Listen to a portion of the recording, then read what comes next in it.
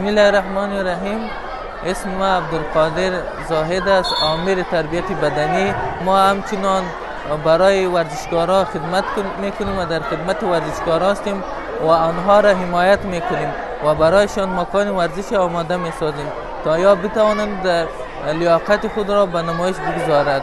و همچنان از استادها تشکر میکنیم که این قسم یک لیگ که در زیر سن 12 سال برگزار می شود و به 16 تیم تقسیم می شود و در 4 گروه و همچنان ما تلاش می ورزیم تا برای ورزشکارا مستر خدمت شویم.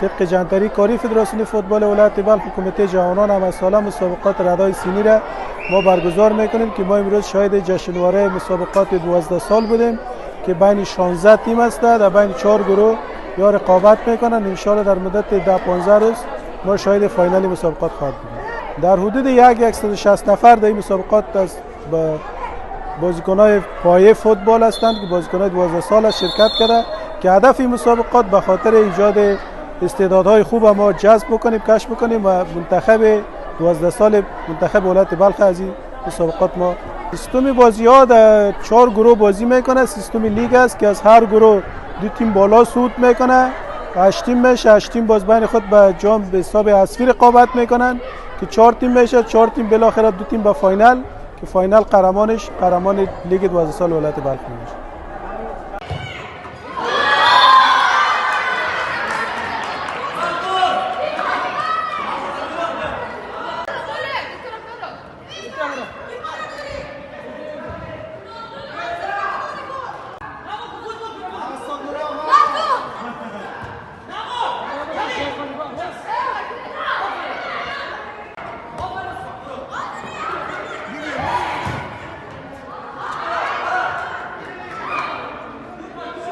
سکل تقریبا د بلخ ولایت فدراسیون لخوا